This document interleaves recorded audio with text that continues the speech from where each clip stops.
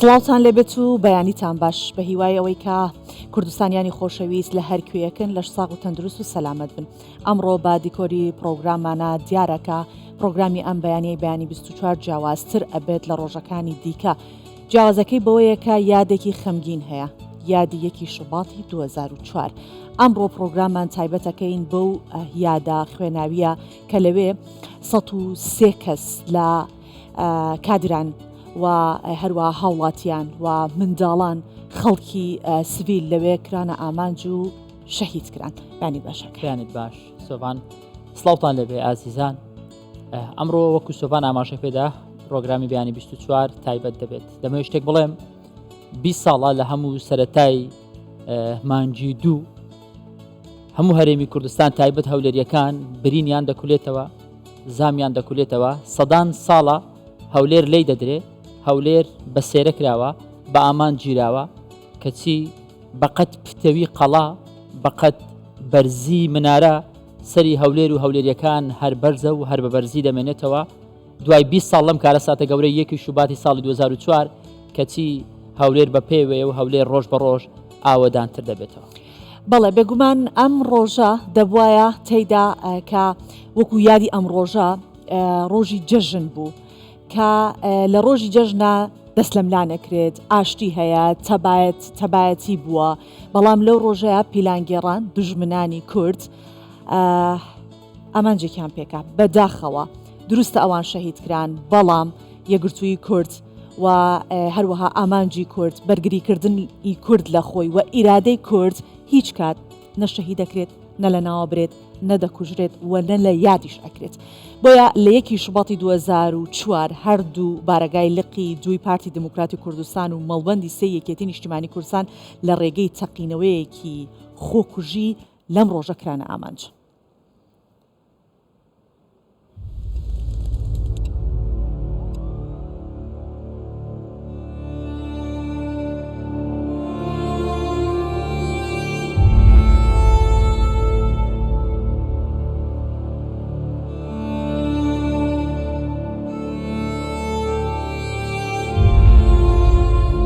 ساعات 11 كم دقيقة بالضبط.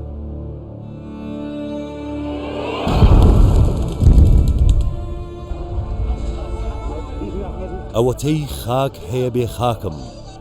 ئەوەتەی گڕ هەیە دەسووتێم، ئەوەتەی نیشتیمان هەیە ئاوارەم.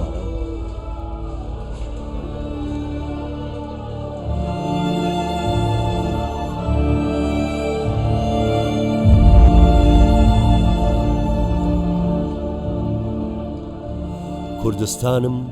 وڵاتی پێکەوە ژیانە، بەڵام بۆ بە ئامانجگیراوی دوژمنانە. چونکو دوژمن چاوی بە کورد و کوردستان هەڵنایە و ناتوانێ پەلکە زێڕینەی ڕەنگ و دەنگەکان لە نیشتیمانێکی ئازاد و سربەخۆ ببینێ. دوژمن دەتوانێ بمان کوژێ، بەڵام هەرگیز ناتوانێ ئاڵای ئازادی و کوردستانی بوونمان لێبستێنێ. ڕۆژی 1 شوبات ڕۆژێکی ڕەش بوو،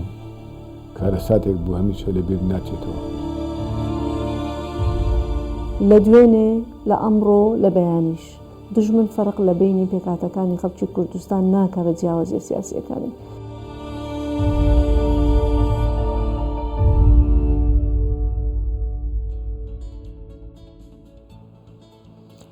لە یەکەم ڕۆژی جەژنی قوربان کاتێک خەڵکی هەرێمی کوردستان سەرقاڵی جەژنە پیرۆزە و گەردن ئازایی بوون،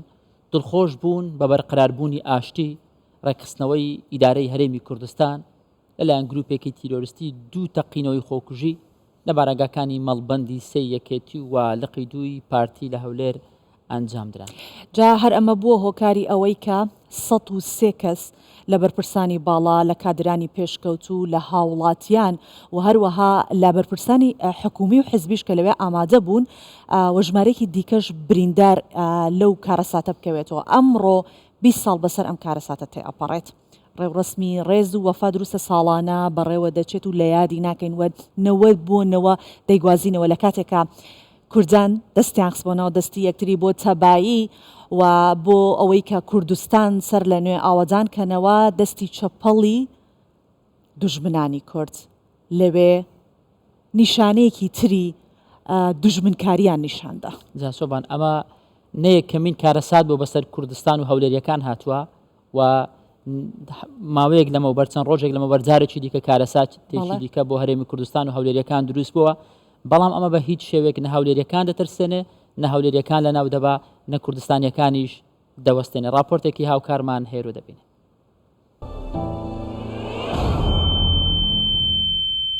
تەقینەوەی یەکی شوبات ئەوەشی شەوکەتە تۆ ئالم بەرە بووێنە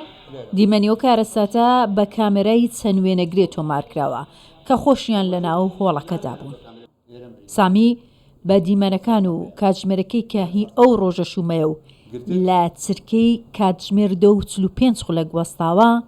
موچڕک بە جەستەی دادێت. ئەمنیان کردە ناو مەگزەمینەکی هەموو شەهید بوون. 20 ساڵ بەسەر ئەو کارەساتە تێپەڕیوە. ئەو هاوڵاتێکی کریسیانی هەولێرە و وێنەگری کەناڵی هەرێم بوو. وەکو بۆم باس دەکات تەنیا 2 مەتر لە خۆکوژەکە دوور بووە.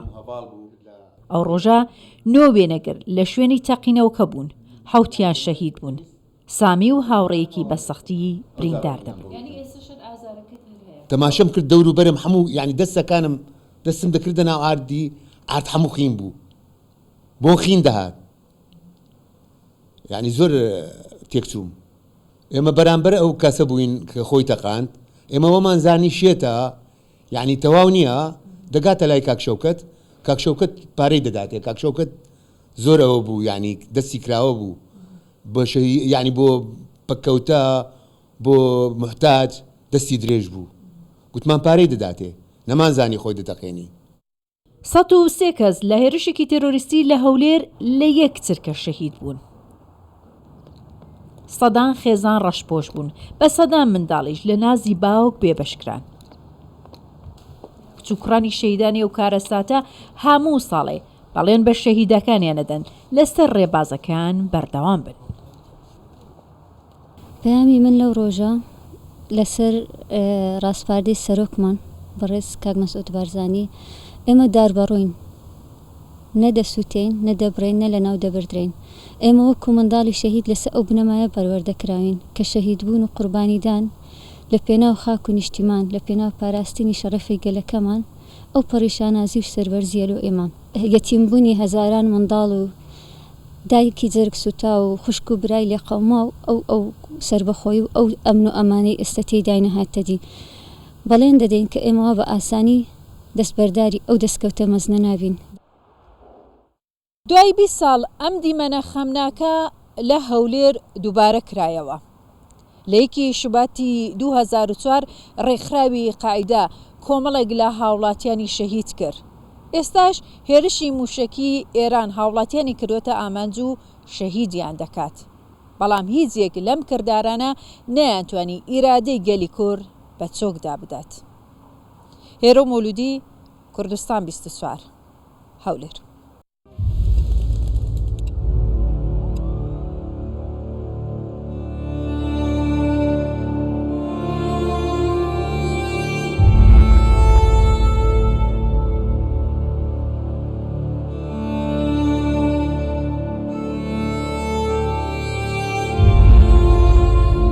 ساعات 11 كم دقيقة بالضبط.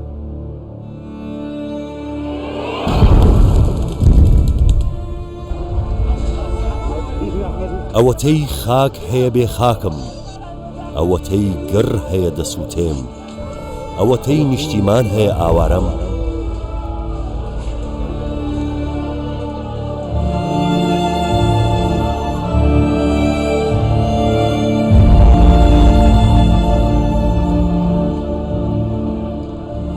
کوردستانم وڵاتی پێکەوە ژیانە، بەڵام بۆ بە ئامانجگیراوی دوژمنانە. چونکو دوژمن چاوی بە کورد و کوردستان هەڵنایە و ناتوانێ بەلکە زێڕینەی ڕەنگ و دەنگەکان لە نیشتیمانێکی ئازاد و سربەخۆ ببینێ. دوژمن دەتوانێ بمان کوژێ، بەڵام هەرگیز ناتوانێ ئاڵای ئازادی و کوردستانی بوونمان لێبستێنێ. ڕۆژی یەکی شوبات ڕۆژێکی ڕەش بوو، کارەساتێک بوو هەمیشە لەبیر ناچێتەوە. لە دوێنێ لە ئەمڕۆ لە بەیانیش دژمن فەرق لە بینی پێکاتەکانی خەڵکی کوردستان ناکە بە جیاوازیە سیاسیەکانی.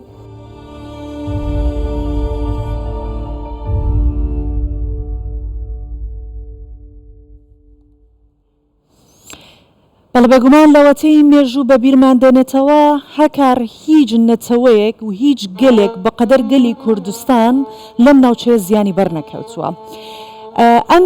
یادا وەمان لێ ئەکات کە ئێمە خۆڕاگرتر بین و ئێمە کوردستان لە یاد نەکەین. بێگومان لە زاری و کەسانی کە شایەتی ئەو حاڵەتە بوون، شایەتی ئەو کارەساتە بوون، ئەمڕۆ پرۆگرامەکەمان جیاوازترە بێت. تا جگە لەو کارەساتە گەورەی کە بەسەر کوردستان و تایبەت هەولێردا هات، ژمارەی قوربانی زۆر کە 303 کەس شەهید بوون، لە هەمان کاتدا ژمارێکی زۆریش بریندار بوون، بەڵام بەشێک لەو بریندارانە سوپاس بە خوددا ئێستا باشن و سەحەتیان باشە، لە نێو ژیاندان خەریکن، کاری ڕۆژانەی خۆیان دەکەن، زۆر زۆر بەخێر بن، زۆر زۆر خۆشحاڵن کە لەگەڵمانن. بەیانیتان باش، ئەگەر چی 20 ساڵ بەسەر کارەساتێکی زۆر گەورە تێدەپەڕێ، بەڵام ئەوەی جێگای خۆشحاڵی ئەوەیە کە ئێمە وەکو کورد هەمومان هەر سوپاس بەخۆ بە پێوە وەستاوین و لە هەرێمێک دەژین ڕۆژ بە ڕۆژ بەرەو پێش دەچێت و دوژمنمانمان زیاتر لێمان دەترسن و دەیانەوێ ببنە هەڕەشە بۆمان. سوپاس بەخوا کاتاوەکو ئێستا بە پێوەمانی دەمەوێت بەخێراتنتان بکەن وە میوانەکانیشمان بناسێنین. بەڵێ بەخێراتنتانەکەین. سپاس بۆ خوا کە ئێوە سەلامەتن و سەری ڕێز و نەوازشیش بۆ تەواوی شەهیدانی کوردستاندا دەنەوێنین، بە تایبەتی ئەمڕۆ بۆ شەهیدانی یەکی شوبات. بێگومان پێمان خۆشە کە لە زاری ئێوەوە ئەو یادەوەریانە بەبیر خەڵکە بێتەوە و ئێوەی بەڕێز بە بینەرانمان ئەناسێنین کە مامۆستا تالیب سادق یەکێکە لە بریندارانی یەکی شوبات و هەڵگری مەدالیای بارزانی نەمراوە، هەروەها کاکە هێدی مەحموود کە کوڕی شەید مەحموود هاڵۆیە، دووهەم میوانمان ئەگەر من بە تەسەلسل بڕۆم کاک سعدی مامەیە کە وێنەگری با بڵێن یەکی شوبات لە مەڵبەندی سێ یەکێتی نیشتیمانی کوردستان بۆ و میوانی دیکەشمان کاکە کاروان محەممەد تەیفور کاک باڵا بەڵێ ببوورە میوانی دیکەشمان هەیە، ئەوانیش ئەناسێنین. ئەوان ئەمڕۆ بە میوزیک و بە تابلۆ لەگەڵمان بەشدارە بن کە کاک کاروان وەکو میوزیک ژەن لەگەڵمانە بێت و هەروەها پەیوەند موعەیەندیش وەکو هونەرمەندی شێوەکار لەگەڵمانە بێت. کاکە پەیوەند ئەمڕۆ وێنەیەکمان بۆ دەکێشێت کە تەعبیر لە ئەو کارەساتەی ئەو ڕۆژاکات. بەخێر هاتنی هەمووتانەکەین، بەخێر بێن سەرسەر و سەرچاوان. سۆڤانجا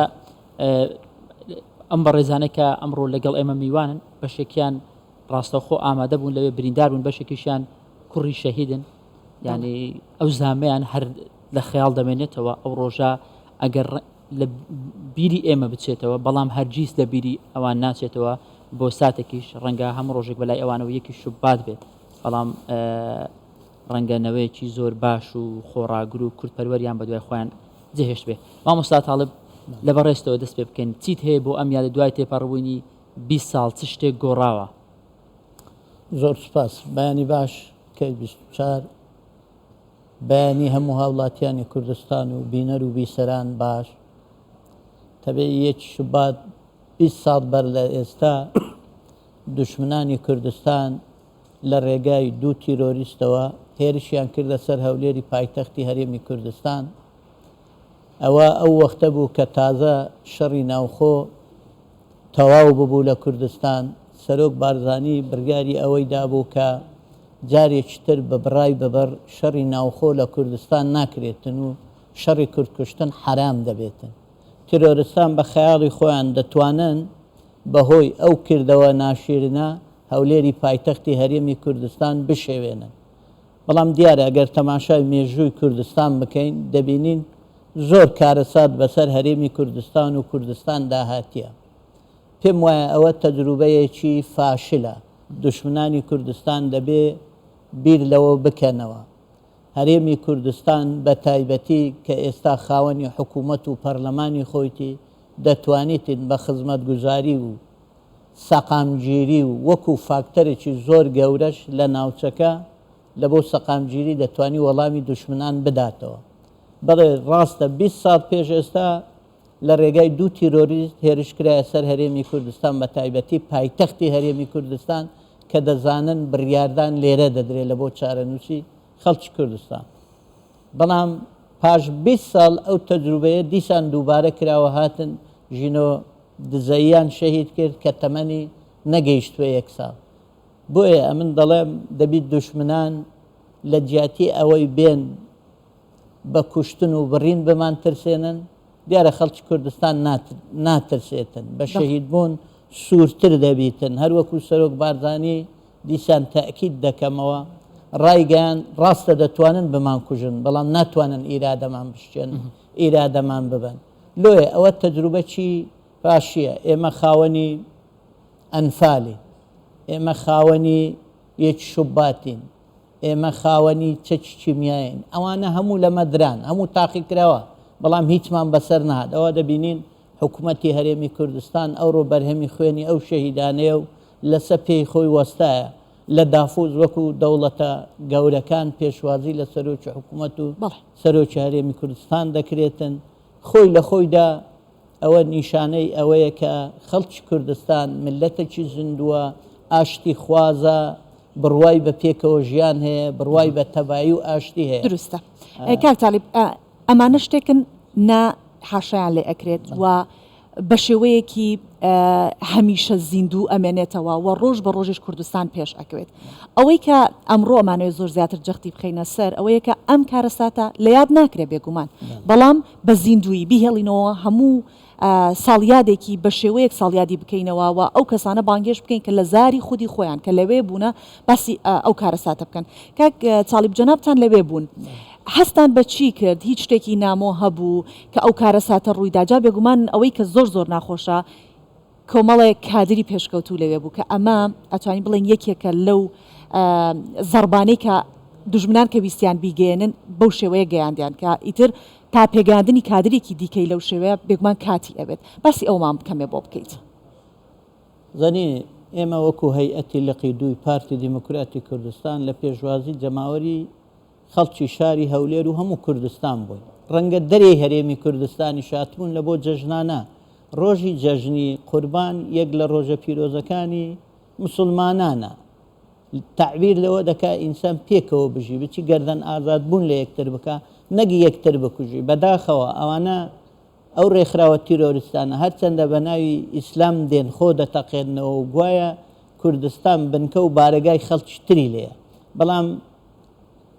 دەرز وەرناگرن تاریخی خۆشیان ناخوێنەوە تاریخی ملەتی کوردیش ناخوێنەوە ئەگەر نا خەڵکی کوردستان تەنها لە بۆ جێژنانە هاتوونە بارگای پارتی دیموکراتی کوردستان و هەندێک خەڵکی چوبوونە مەقەڕی یەکێتی هەردوو مەقار لە بۆ ئەوە پێشوازی خەڵکیان دەکرد کە تازە ئاشبوونەوە بۆ خۆشی دەرببڕن پێکەوە ژیان دەرببڕن شتێک نییە تەئسیری لەسەر ناوچەکە هەبیتن یان مەشاکل دروست ببیتن لە بۆ ناوچەی بەڵام دیسان تاکید دەکەمەوە دوشمنانی ما هەمیشە بیر لەوە دەکەنەوە ڕێگری لە پێشوەچوونی کوردستان بگرن ئەو کوردستانە کە ڕۆژ لە دوای ڕۆژ و ساڵ لە دوای سات شەهید دەدا بەڵام بەرەو پێش دەڕواتن کەواتە خوێنی شەهیدان بۆ ئێمە دەبێتە هێز و توانە لە ئەوەی بتوانین زیاتر بەرەو پێش بڕۆین خۆ دەبینین کە ڕێکخراوی قاعیدە هات دوو بارەگای لە هەرێمی کوردستان بە تایبەتی لە پایتەخت تەقاندەوە بەڵام ئەوە دەبینین هەر ئەوانەی کە لە باشوور و ناوەڕاستی عێراق بوون کاتێک لەیان دەقەوما هەرێمی کوردستان لە باوەشی دەگرتن و کۆمەک و هاوکاری دەکەن. مامۆستا تاڵیب زیاتر دەرفەت دەدەین بۆی ورتر بچینە ناو ڕووداوەکان بەڵام با هەندێک قسەی لە بەڕێزانیش بەڕێز سعدی مامە و ئەو میوانانی تریش وەربگرین بەیانیتان باش کاک سعدی پێم خۆشە پێم بڵێ دوای 20 ساڵ چ شتێک لە خەیاڵی تۆیە چ پەیامێکت هەیە و ئەو ڕۆژە تۆ چی دەکرد کاتێک ئەم کارەساتە ڕوویدا دەستان خۆش بێ و کاتە باش لە ڕۆژی 1/2/2004 من ئەو کاتەش وێنەگر بووم وێنەگری مەراسیمەکەش بووم زۆر خۆش بوو کاتێکی زۆر خۆش بوو وەکو ئێستاش نەم ئەو کات گەنج بووم منداڵ بووم دڵمان خۆش بوو بەوەی کە جەژنەوە دڵیشمان بۆەوەی خۆش بوو کاکتاڵە بیش باسەوەی کرد ئاشتاوایەکی خۆشیشە بۆ ئەو کاتەی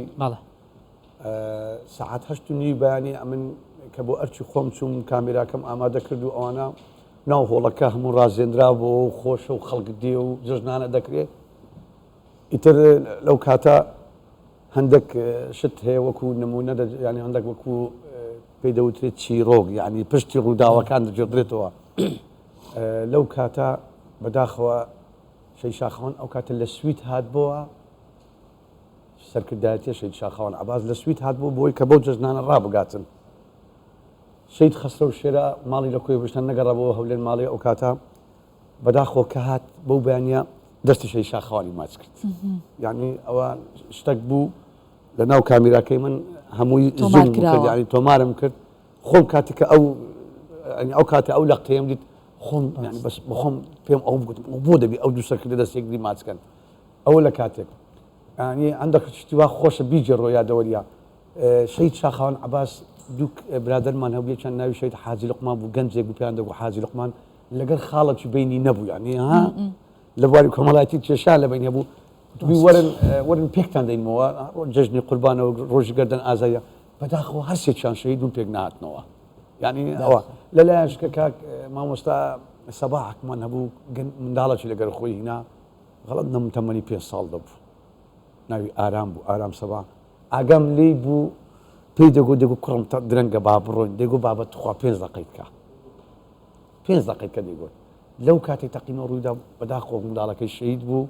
خۆشی دوای وی هەلا خەفەتی وی بەزجدا شەید بوو ئاگە بینەوە سەر حەدەسەکەش ئێمە لە کاتێکدا بووین پێشوازی لە میوانە بەڕێزەکان دەکرا و کاتێکی زۆر خۆش بە هەموو حیزبولایەنەکان دەهاتن ئەو کاتێک کاک عەدنان موفتی لە پستایی مەڵبەندی هەولێر بوو کاک شاخەوان و کاک خەسروش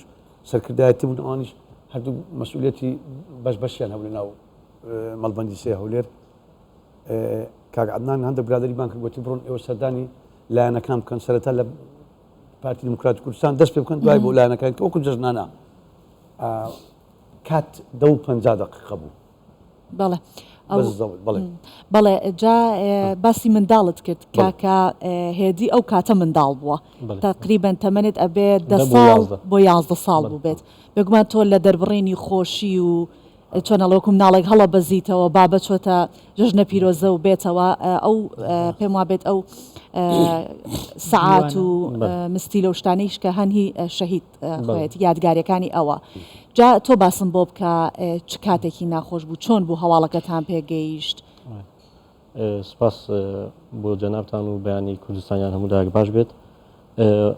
ئەو ڕۆژە بەڕاستی ڕۆژێکی تەبەن جەژنە منداڵەکان هەمویان لە جەژن و خۆشیدان ئێمە شەروە تقریبا منداڵێکی تەمەندە بۆ 11 ساڵ هەلبەتە هەر خەریکی خۆشی و جەژن و سەردانی ماڵە خزم و کەیف و خۆشی جەژنە دەوروبەری سەعات 11:30 و لە پڕێک ئاڵۆزیەک دروست بوو ینی بە عەقلی منداڵی ئەو کاتە شڵەژانێک ڕوویدا شتەکەمان پێ ئاسایی بوو ینی چونکە منداڵ بووین لەوانەیە شعورەمان نەبوو بێ کە ئەم کارە ساتە گەورە ڕوویدا و شتێکی تایبەتش بوو پێما بە یەکەم کردەوەی تیرۆریستی خۆکوژی بوو کە ڕوویدا لەم ناوچەیە تەنانەت کە هاوارەکەشیان پێگوتینانی بە شکلێکی چۆن بڵێ هەر زۆر سادە وەرمان گوتیان شتێک لە هەولێر ڕوومانەیەک تەقیتەوە لە هەولێر شتێکی و ینی بیرمان بۆ هەندێک مەشهەدی ناو فیلم و شتیوا ڕۆی کە ڕوودەدات هەڵبەت یەکەم جاریش هەم ئەوانەی کە شەهید بوون نە بە خانەوادەکانیان ناوت شەهید بوون ئەوتیان بریندار بوون ئێوەش بامان بەتاکید بەڵێ ئێمەش تەبان دواتر ینی هیوای وامان هەبوو کە هیچیان لێ نەهات بێ یاخود بە برینداری مابنەوە بەڵام بەداخۆی تر هەواڵەکات کە شەهید بووە تەبان 20 ساڵ تێپەڕیوە بەڵام هەکەوەیە 20 خولەک تێپەڕی بێ ینی ئێستاش زامێکی سارێژ نەکراوە بەڵام ئەوەی پێی سەربەرزین ئەوەیە ئەمڕۆی لەبەر هەمات کوردستان لە ڕەوتی پێشکەوتن نەوەستا هیچ کاریگەریەکی خراپ نەکەوتە سەر پێشکەوتنی کوردستان کاگێدی ئەو یادگاریانی کە ماون هینی شەهید ئەو کاتە لە دەستی بووە یاهی کاتێکی ترەیە هەر ئەو کاتە ئەم شتانە هەمووی ئەو ڕۆژە پێی بووە بەشێکە لە شتەکان من دەمەوەی کاریگەری تەقینەوەکەتان لە بۆ باسکەم چەندە بەهێز بووە ئەمە ئەو کلیلانە بووە کە لە گیرفانیدا بووە ئەگەر سەیری بکەن و بیبینن سازمای پێکەوت ئەمە لە گیرفاندا ینی 3 دانە لەو کلیلانە کەوتە ژێر کاریگەری بەڵێ ئەوانەی تری سازمای پێکەوت بڵێ ئەمە یەکێکە لەو شتانەی کە دوای خۆی بەجێماوە با بڵێن ئەم ساعاتە ئێستاش پەڵی خوێنی پێوەماڕۆ شوێنەکەی ئەم قەلەم شتانەی پێ بووە هەروەها مۆبایلەکەشی هەر ئێستا شاشەکەی شکاوە چونکە ئەو کەوتە ژێر کاریگەری تەقینەوەکە شتی تریش پێ بووە بەڵام ئەوەی دەمەوێت سەرنجتان ڕاکەشم لە بۆی ئەم دیوانە چیە هەر دێمە سەرباسی دیوانەکەش ببوورم ئەم پارەیە لە گیرفانیدا بووە ساچمەی بەرکەوتووە ینی شوێنی ساتمە پەڵی خوێن ئەمانە هەمووی بەڵگەیەوەن کە تەقینەوەکە چەندە بەهێز بووە چەند کاریگەریەکی گەورەی هەبووە لە بۆ ئەوەی کە ئەو ژمارە زۆرە بەداخەوە شەهید ببن ئەگەر بێمە سەرەوە باسی ئەم دیوانە تەبەن زۆربەی خەڵک شەهید مەحموود هاڕوو وەکو کەسایەتیەکی ئیداری سیاسی دەیناسن بە حکمی وەی کە بەڕێوەبەری گشتی بازرگانی و بەڕێوەبەری گشتی داهات بووە لە هەردوو کابینە یەکەم و دووەم و لە ساڵی 2000 بوو بە بریکاری وەزارەتی دارایی و ئابووری لە ناو خەڵک و لای خۆشمانەوە نەمان دەزانی کە دۆستایەتیەکی پتەوی لەگەڵ ئەدەبیات و شعردا هەبووە کە شەهید بوو ئینجا زانیمان شعری نووسیوە شعری هەیە طبعا ئەم بەرهەمە دوای خۆی چاپکراوە کۆی بەرهەمە شعریەکانیتی لە ساڵی 2022 کۆی شعرەکانی کە 165 شعرە لە کتێبەدا چاپکراون هەر حەزم لێ سەرنجتانە بۆ شعرێکیش ڕاکێشم کە هەر کاتی خۆی ڕەشبینی شەهید مەحموود هاڕوو بەرامبەر مانگی شوبات شتێکی سەیرە لەوانەیە گەر باسی بکەین بەڵام ئەمە بەدەست نووس لامان هەیە ئەم شعرە هەر بەدەست نووسی خۆی لە 22 ساڵی 1991 لە زێوە لە ڕۆژهەڵاتی کوردستان ئەم شعرەی نووسیوە لە بۆ کۆچی شاعری گەورەی کورد مام هەژار کە لە مانگی شوباتدا وەفاتی کردووە هەر بە ناوی کۆچی مام هەژارە من تەنها دوو دێر لەو شعرەتان بۆ دەخوێنمەوە کە ڕەشبینی شەهید بەرامبەر مانگی شوبات مادەم هۆندراوەکەمان بۆ دەخوێنیەوە ئەو دوو بەس ئەو دوو دێرەی هاوڕێمان کاروان لەگەڵمان بێت هەر ساڵێ شوبات وەرگەڕێ کارە ساتێک دەرئەپەڕێ ڕۆژگار دەورێک ئەداتەوە کە لە کوردێک ئەباتەوە ئیم ساڵیش وەکەر ساڵی تر ڕۆژگار لێمان بۆتە ڕێگەر کۆستێکی خستە ڕێگامان ڕەشپۆشی کرد خاکی کوردان بە هیوا بووین شوبات بمێنێ و شینی نەکە مام هەژاریش بەرەو ئادار بەڕێکە بەڵام ئاخێک و سەدداخە ئەم ساڵ شاعیر بەرەو باخە شعرەکە درێژە بەڵام مەبەستم بوو زیاتر هەر ینی سەرنجتان لەسەر ئەو کوپڵاوێک کە دەڵێ هەر ساڵێ شوبات وەرگەڕێ کارە ساتێک دەرەپەڕێ و ڕۆژگار دەورێک ئەداتەوە و کە لە کوردێک ئەبات دەست خۆش بێ کاکەشیان هێبوون دوای 13 ساڵم شعرە هەر لە مانگی شوبات ئەوەی جێگای خۆشحاڵیە ینی کە ئەوان شەهید بوون ئینشاڵڵە جێگایان بەهشتا بەڵام نەوەیەکی زۆر جوان ڕۆشنبیر کە لە دوای ئەوان هەوە درێژە پێدەری ئەو خەباتەوە پاراستنی ناسنامەی کورداتی سپاس بۆ تۆ لەگەڵ کاکە باڵاش قسەی بکەم کاکە باڵا کوڕی شەهید خەسرو گەزنەی کە هیچێک بوو لەبەر پرسە ناودارەکانی شاری هەولێر کەسێکی کۆمەڵایەتی و کەسێکی زۆر خۆشەویست بوو لە لای خەڵک لەم ڕۆژەدا پەیامی تۆ کاکە باڵا چییە دوای 20 ساڵ تێپەڕبوون 20 ساڵە تۆ هەم کوڕە شەهیدی و هەم ئەو تۆش پێم وایە ئەو کات تەمەنێت 12 ساڵ بووە پەیامی تۆ لەم ڕۆژە بانیتان باش یەکی شوبات ڕۆژێکی ڕەش بوو لە مێژوو گەلی کورد برینەکە قەت ساڕێژ نابێ بەیانی بوو وەکو هەموو جەژنەک ڕۆژێکی زۆر خۆش بوو لە ماڵەوە بابم چووە ناوچەی لەگەڵ جەماوەری سنوورەکەی ڕۆژێکی زۆر خۆش بوو جێژنە پیرۆزان لەگەڵ یەک کرد و پاشان بەڕێکەوتن لە بۆ لە قیدوو منیش هەر ئەو کاتە لەگەڵیان بوو قدرەتی خوای گەورەوە بوو ئەو چێ ژۆرە گوتێ پاسەوانەکانی باڵا نێتە ژۆرە ئەو ڕێگری کرێت ئەو ڕێگری کرد ئەمن بچمە ژۆرە ئەوان ڕۆیشتن لە ڤیددیۆەکانیش دیارە لە تەنیشت ڕەحمەتی شەهید سامی عەبدوڕەحمان دادەنیشی ئەمن لەکن دەرکەی تەقینەوەکە ڕوویدا لەو ڕۆژەش شەهید ڕەحمەتی نەوزاد ڕەجەب میوانێکی کوردی باکووری لەگەڵ بوو بە ناوی شەهید شەوکەت ئاکاڵن هاتبوو دابوونەریتی ئێرە ببینی بەداخەوەش لەو ڕۆژە شەهید بوو ڕۆژێکی زۆر ناخۆش بوو هیچ وەختێکی لە بیر ناکەن ڕێگری لە تۆ کرد تۆ گەڕایەوە ماڵەوە نا ئەمن هەلێ بووم لە دەرگەی هۆڵەکەی یعنی دەتانم بڵم دە هەنگاوەک ڕۆیشتم تەقینەوەکە ڕوویدا ینی تۆ لەگەڵ باوکت چوو بە تەنیا گەڕایەوە لەگەڵ باوکم چوم بەڵام بەتەنیا گەڕایەوە پاسەوانەکانی نان هێشتم بچمە ژوورە هەلێوێن دەربووم کە تەقینەوەکە ڕوویدا ئەو دیمەنە تراژی دیانم هەموو دیت شەهیدەکانم بە چاوی خۆم دیت بەڕاستی ڕۆژێکی زۆر ناخۆش بوو قەت لە مشکم ناڕواتە ڕاستە فەرمی بێگومان ئەم ڕۆژێکە نە لە هزرا ئەڕوات نە لە بیرەوەریەکانە ئەڕوات ساڵانش یادیەکرێتەوە ئێمەی کورد لە خۆشی و ناخۆشیەکانە هەمیشە هونەر دەستێکی باڵای هەبووە توانێتی ئەو کارەساتێکە بەسەرمان هاتۆ یان ئەو خۆشیە کە بینی ومانە لە ڕێی تابلۆیەکەوە لە ڕێی پارچەی میوزیکەوە وەکو هونەر ئاوێتەی ئەو کارەساتە بن یا ئەو خۆشیە بن جا هەر بۆ ئەمە بەستامەوێ بچمە لای دوو میوانەکەی دیکەم لەگەڵ میوانمان کاک پەیوەند و کاکە کاروان کە لە کاکە پەیوەندەوە دەست پێکەم هەرچەند کاک پەیوەند مەشغوڵە خەریکی تابلۆکەیەتی کاک پەیوەند لە منەوە دیار نییە بەڵام ئێستا هاوکارانم وێنەی تابلۆکەت دەگوازنەوە بەسمان بۆ بکە کە چی ئێستا وێنە دەکێشی بیا ئەگەر ئامادەیە توانی پێمان پیشان بدەیت چیت کێشاوە والله هەر با میوانەکانیشمان بیبینن کاکە پەیوەند یەکی شوبات هەولێر دەستەکان خۆش بێت بەڵێ قەڵای سەربەرزی هەولێر بە هیچ شتێک ئەم قەڵایە دائڕوخێت ڕەنجی سووریشی ڕەنگی سووری بەکارێنەوە ڕەنجی سوور پەیامی تۆ چییە بۆ ئەم سوورە ئەتوانی دانیشە لە شوێنی خۆت کاکە پەیوەند بۆمان باسکە بۆچی سپی و سوور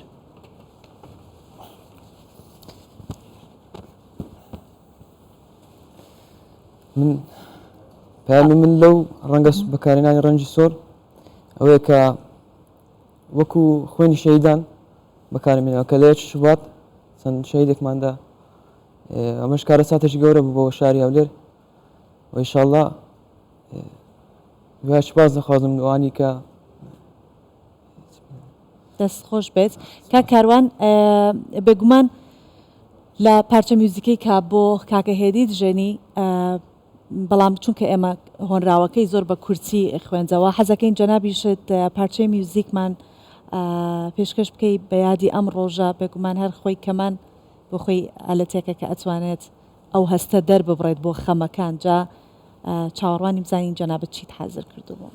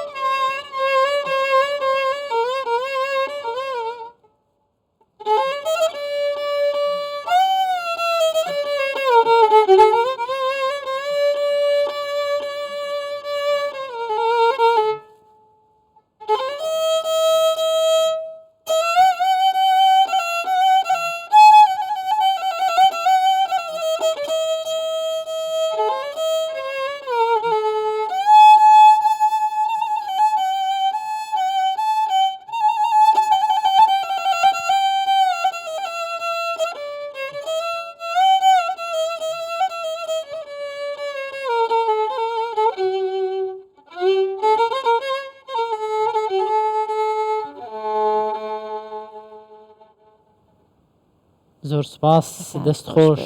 کاکە کاروان هەربژ ینی وەکو سۆڤان ئاماژەی پێدا لە هەر کارێک هەر مەراسیمێک هەر بۆنێک دەتە پێشەوە هونەر و میوزیک ڕۆڵی باڵیان هەیە لۆی کاریگەری دروستکردن لەسەر دەرونی هەریەشێکمان زۆر زۆر سپاس بۆ تۆ جا سۆڤان شتێک بڵێن لە 2004 هەم دوو حیزبە گەورەکەی کوردستان پارتی دیموکراتی کوردستان و یەکێتی نیشتیمانی کوردستان خەریک بوون بە تەواوی لە یەک نزیک دەبوونەوە دوو ئیدارەی بە کۆتا دەهات و خەڵک دەستی بە ژیانێکی تازە دەکرد هەناسێکی پاکی هەڵمەژی لە هەولێری دوهۆک بە ئازادی دەڕۆیشتن بۆ سلێمانی و هەڵەبجە و دەوروبەری بە ئازادی داهاتن بۆ هەولێر شتێک نەمابوو بە ناوی دوو ئیدارەی لە ڕێگەی هەردوو سەرکردەی کورد جەنابی سەرۆک بارزانی و جەنابی سەرۆک مام جەلال کە لێک تێگەیشتنێکی تەواو هەبوو و لەم ڕۆژە ویستیان هەموو ئەمانە بە کۆتا بێنە. بەڵێ جا ئەمەش کاریگەری نێودوڵەتی بە دوای خۆیان هێنا ئیدانەیەکی زۆر لەلایەن یەکێتی ئەوروپای بە دوای خۆ هێنا لەلایەن نەتەوە یەکگرتوەکانەوە کە ئیدی هەمیشەوا بووە هەر کاتێک کورد ویستێتی یەکدەنگ بێت یەک هەڵوێست بێت ناحەزان دژمنانی کورد هاتوونە بە دوای درزێکا گەڕاون بۆی کە لە یەکترازان دروست بکات نیانزانی بەداخەوە دروستە ئەوان شەیدکران باڵ نیانزانی ئەوە دەبێتە هۆی یەکگرتنەوەی کورد بە شێوازێکی دیکە بە چەشنێکی دیکە جا کاک تاڵیب تۆ زیاتر باسمان بۆ بکە ئەو ڕۆژە چۆن دەست لە ناو دەستی یەکتری ئەو دوو مەڵبەندە یاخود لق و مەڵبەند هەردووکیان بە یەکەوە بەتەمای سەردانکردنی یەکتریش بوون باسی ئەو کەشە خۆشەمان بۆ بکە. ئەو ڕۆژە ئێمە وەکو هەیئەتی لە هەمومان لە پێشوازی خەڵکی کوردستان بووین لیژنەیەکیشمان هەبوو پێمان گوتن بڕۆن سەردانی مەڵبەندی سێ بکەن ئەوان پێش ئەوەی بگەنە مەڵبەندی سێ تەقینەوە ڕوویدا بوو ئەو کات وەکو ئێستا و هەموو تەلەفۆن و جیهاز و شتە نەبوو جواب بەمە بدەن بڵێن تەقینەوە لە مەڵبەندی سێ بووە ئاگایان لەوەی نەبوو ئەمە تەقیبێنەوە دەزانی بەنسبەت من هەموو شەهیدەکان هەموو منداڵی شەهیدەکان کە ئێستاوە دوانیان لێرەنان هەمیان لە بۆ من بیرەوەرینە ئەمە لە یاد ماوە ڕۆژە پێشمەرگەکم لەگەڵ بوو ناوی سەلام بوو شەید سەلام واجبی نەبوو بەڵام لەبەر جێژنانە هاتبوو بە منی گوت کاکە ئەوە پانتۆڕەکی شین و قەمیسێکی سپیم لەبەردایە جوانە لێک دێن گوتم جوانە گوت وڵای هاتبووم بپرسم زانم جوانە یان نا کەچی بەداخەوە ساچمەکی بەرکەوت شەهید بوو پێشمەرگەی شترم هەبوو ناوی دلێر بوو شەهید دلێر لەو تەقینەوەی لقی دوو زۆر بە سەختی بریندار بوو بەڵام چابەوە لە تەقینەوەی دووەم دیسان بریندار بوو دیسان چابوو بەداخەوە لە تەقینەوەی سێم لە مەخمور شەهید بوو هەزاران سڵاو لە گیانی پاچی هەموو شەهیدەکانی کوردستان بەتابی خەڵکمان لەگەڵدا بوو خزمەت گوزار بوو شەهید بوو یان بریندار بوو زۆر بە سەختی بەڕاستی ڕۆژەکی ناخۆش بوو ڕەنگە ئاخیر خەتی بەڕێز مەسئولی لە ئەو کاتە مامۆستا سعد بوو لەگەڵ کاک شەوکەتی لە بۆ منیان نووسیر تەسەور دەکەم ئاخیر خەتی ژیانیان بی کە نووسیان لە بۆ من بەڵێ وەکو دەستنووس ئەو ڕۆژە ڕۆژی جەژن بوو هەمومان پێکەوە بوون تەنها بیرمان لەوە دەکردەوە جژنانە بکەین و بەڕاستی ئێمەش وەکو لیژنەی هەیئەتی لە چاوەڕێی ئەوەی بوون کە مەوعیدەکە تەواوبی بگەڕێنەوە ئەمن و برای بەڕێز کاک بڵند ئێستا مەسئولی لەقی دووە پێکەوە ڕاوەستا بووین باسی ئەوەمان دەکرد کە وەختەکە تەواوبی چ بکەین ئەو کاتە بەڕێز پارێزگاری هەولێر کاک ئەکرەم مانتق بوو سڵاو لە گیانیبی هات دەستی وا بە پشتی وەگر گوت وەڵڵاهی لە بەرەنگۆ ئەگەرنا پشتم دێشە زۆر نەخۆش بووم نەداهاتم بەڵام هاتم لە بیرمە مامۆستایەت لە دوو ڕاپەنجەی لە بۆ من درێژ کرد گوتی ئەو برادەرەکات هات پێی بڵێ با لەوێ دابنیش کاگەکرم مانتێک هات گوتم کاگەکرم فەرمولێرە دابنیشە ئیتر دانیشتن ئەو بوو کاک سامی عەبدوڕەحمان وەکو جێگەری سەرۆکی حکوومەتی هەرێم کاک شەوکەت بوو خەڵکی هەولێر زۆر بوو ببوورە قسەکانت پێ دەبڕم هەندێک شتی جیاواز دەگوترێت لەسەر ئەو کات هیچ شتێک هەبوو بۆی کە بگوترێت جەژنە و خەڵک مەپشکنن با خەڵک ئازادە چێ دێتە ژوور چێ ناتە ژوور شتی وا هەبوو دەزانی جارێ تەسەور دەکەم یەکەم جار بوو ڕووداوی بەو شێوە لە هەرێمی کوردستان لە کوردستان ڕووبدا ڕەنگە باو نەبی لە جەژنانە کەس بە پشکنی خەڵکی مە بەڕاستی ئەمە لە خەڵکی خۆمان تەمینین لە دڵباشی خۆمان پێمان وایە هەوای دێ هەر هەمووی باش تەمینی ینی خەڵکی کوردستان ئەو ئیشانە ناکاتن خۆ ئەمە چ بزانین مەسەڵەن خەڵک لە بۆ جێژنانە دێ عادەت نەبووە شتی وا نەبووە یعنی ئەتوو لە بۆ جێژنانە خەڵک تەفتیش بکرێ بەڵام بەداخەوە ئەو دیاردە تیرۆریستەکان هینایانە ناوچەکە ئەگەر نا کەس لە جێژنانە لە یەکتر ناپرسن تەنا چاک و چۆنی و ئەحواڵ پەرچیە و قسەی خۆش و خۆی جەژنێکی تەبایی و ئاشتی و خۆشەویستی ینی بەجددی هەر بۆیەش نابێت لە یەکتری بپرسە چکە تۆ لەو ڕۆژاگەر کەسێ لەگەڵ کەسێ زویر بووە ئەچێ ئاشتە بێتەوە هەتا دوژمنداریش ڕێسا و ڕەوشی خۆی هەیە ینی ئەگەرچی ئێمەی کورد دوژمنی کەس نین بەڵام زۆر کەس هەنا وڵاتی زۆر هەنا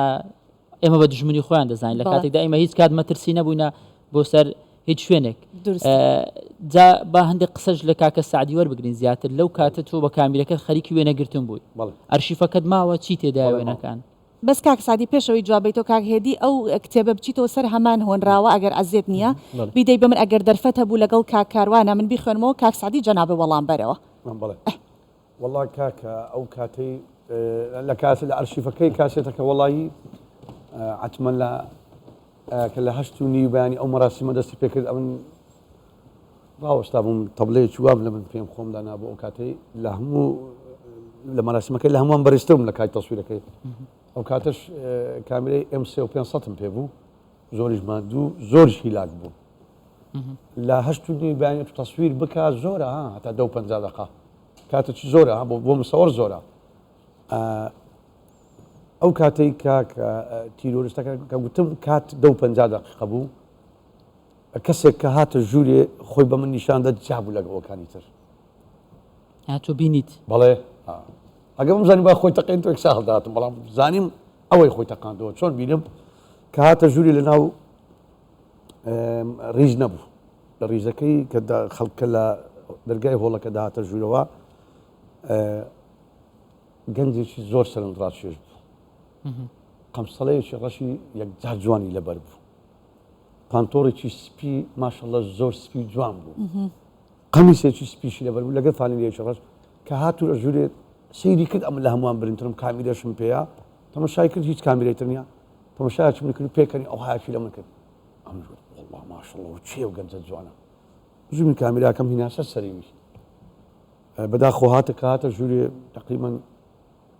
ئەو کاتی مام حەسەن شۆفەر برای ڕەحمەتی مام حەسەن شۆفەری برای کاک سعدی ئەحمەد پیرا